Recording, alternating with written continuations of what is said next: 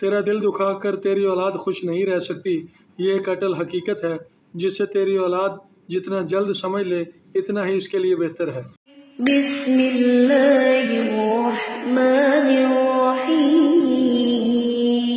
अस्सलाम वालेकुम।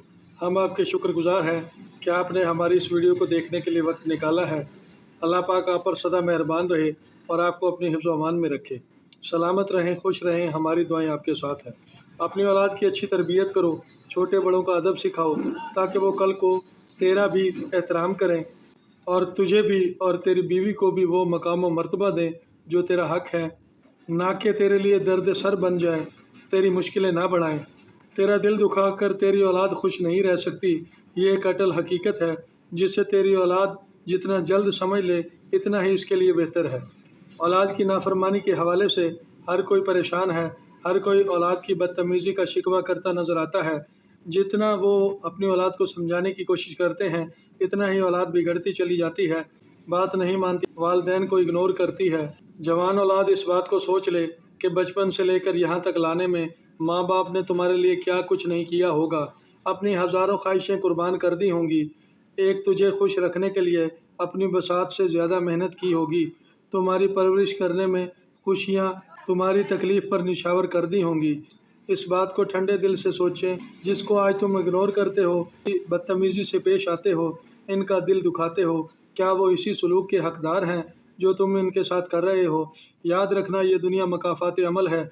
जो कुछ तुम आज अपने वालिदैन से सलूक कर रहे हो, इससे कई गुना बुरा सलूक तुमसे किया जाएगा। कदर करो अपने वालिदैन की, अपनी कोताहियों, अपनी गलतियों की माफ़ी मांग लो, इससे तुम्हारे वालिदैन राज़ी होंगे और तुम्हारा अल्लाह भी तुम पर मेहरबान हो जाएगा। आज की इस वीडियो में हम आपको नाफरमान औलाद को राह रास्त पर लाने के लिए औलाद को फरमाबरदार बनाने का अमल गोशगुजार कर रहे हैं। इस वजीफ़े को पढ़ते वक्त किन किन बातों का ख्याल रखना है, अमल क्या है, सदका क्या देना है, ये सारी तफसील इस वीडियो में गोशगुजार करेंगे।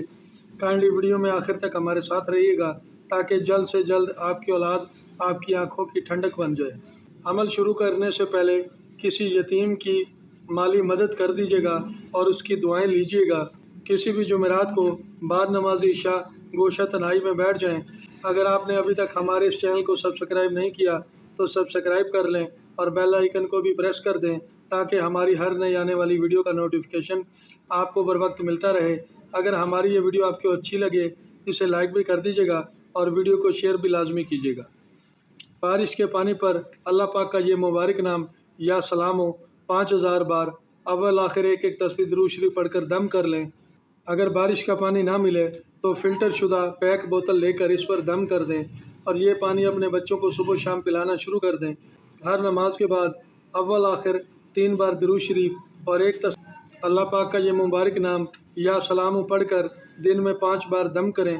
अगर ये आपके लिए मुमकिन ना हो तो फजर की नमाज के बाद एक तस्बीह पढ़कर बच्चों पर दम करें और रात को सोते वक्त एक तस्बीह पढ़कर दम कर दें। इस अमल को 9 दिन तक रोज़ाना की बुनियाद पर पढ़ना है। हमारी दुआ है कि अल्लाह पाक आपको अमल में कामयाबी अता फरमाए और आपकी औलाद को आपका फरमाबरदार बना दे। आइंदा फिर किसी नई वीडियो के साथ दोबारा हाजिर होंगे, दोबारा आपसे मुलाकात होगी। ताकि आपसे मुलाकातों का सिलसिला बहाल रहे।